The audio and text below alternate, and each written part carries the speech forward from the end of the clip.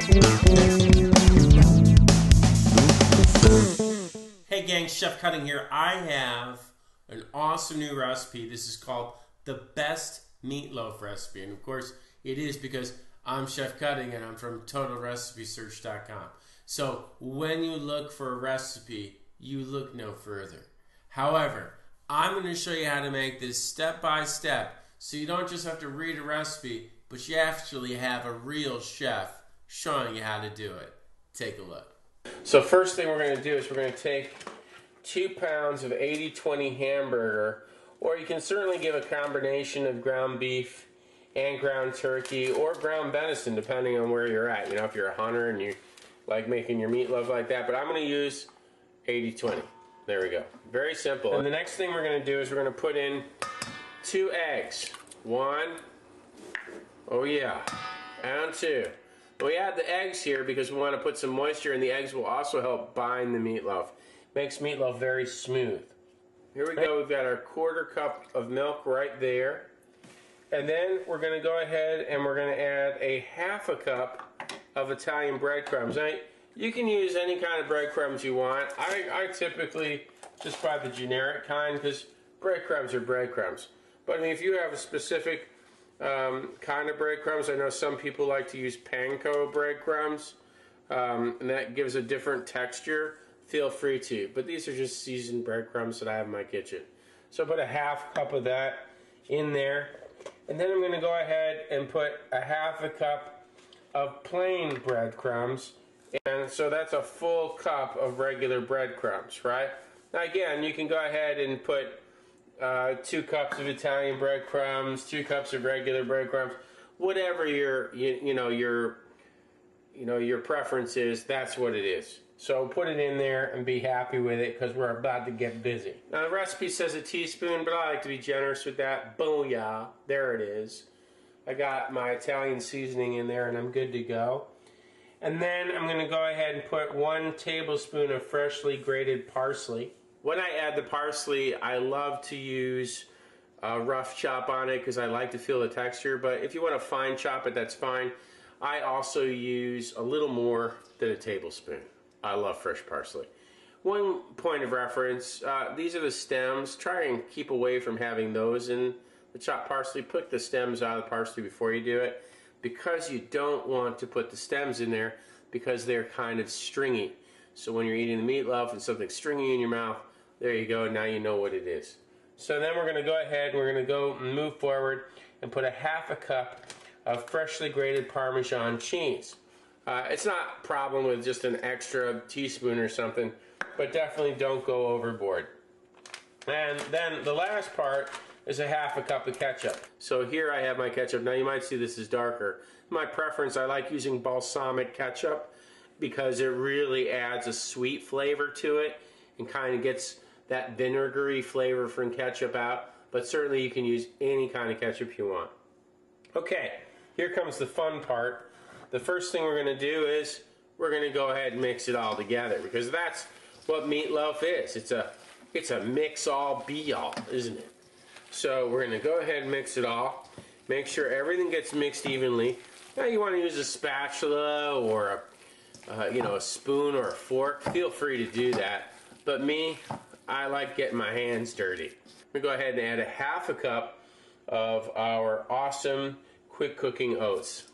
And you put those in there, that's kind of like helps the breadcrumbs make this really, really a solid texture. And for those of you that like to season things, I just add a nice pinch of kosher salt there. Nothing major, like a 1/2 teaspoon, and just mix that into the mixture too, evenly so that you have a nice, even distribution of the salt. We got plenty of salt in the ketchup, but a little bit of extra salt never hurts, especially ground beef. Now as we mix this, there are a couple things you want to accomplish.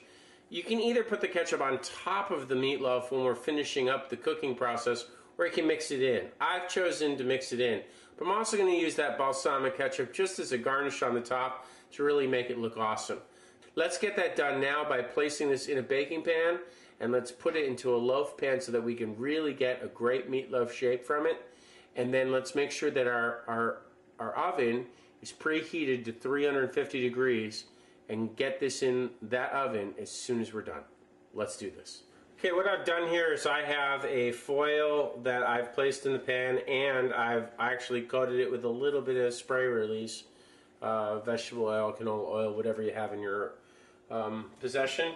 And then I'm going to take the meatloaf here, and I'm just going to place it right into the pan like so, and just let it fill up the pan. So as you can see, I've made this almost like a loaf of bread. I've got it nice and formed in the foil, nice and greased, so it's going to be able to go in and out relatively quickly. I want this to be smooth, and I want it to be topped, but I don't want to cover the top because I want that to get a baked effect. Ooh, did you hear that? That's the oven. It's preheated. It's ready to go. Let's get this in the oven, and we'll see it in about 45 minutes to an hour. Always checking to make sure the internal temperature is at least over 145 degrees. When you get 145 degrees in the middle, you're ready to pull it. Let's do this. All right, ladies and gentlemen, I'm going to go ahead and check the temperature inside my meatloaf here. And what we're looking for is we're looking for the meatloaf to show at least 145 to make the grade of being cooked safely, and we are at 145 and still climbing. So we're looking good here. I'm going to lay it out in a fanning style, and I'm going to just serve it with almost like a very liquid au jus. I'm going to use a little bit more parsley on the top for garnish. So let's have a look at this. This looks beautiful. It smells gorgeous, and it's just filling the kitchen with a beautiful meatloaf flavor. And the herbs and the spices and just the wonderful flavor of home-cooked meal is everywhere. Let's get started. Okay, I have here some boiling water. I'm just going to go ahead and add a little bit of that ketchup into the boiling water to make a little bit of an au jus. And I want to do that, and I just mix it up real quickly. You want to make sure the water is hot, because otherwise the ketchup won't break up. We've got a nice little au jus here that we're going to use to finally garnish our sliced meatloaf. Let's do that. I have a nice big oval plate here that I'm going to use as my presentation for the meatloaf. I've sliced the meatloaf into 3 pieces. We're going to go ahead and just present them on the dish like so. It really, really does look great, folks, here. I mean, you can't really beat a beautiful meatloaf like this, thoroughly cooked at the right temperature. I'm going to go ahead and take that au jus that I just made. We're going to pour that au jus right over the meatloaf like that. Look at that, folks. Look at that. And then we're going to finish off by putting a sprinkle of fresh parsley on the top. And there you are, folks. You have a beautiful homemade dish made in the kitchen, fresh right out of your own pan and hard work with your hands.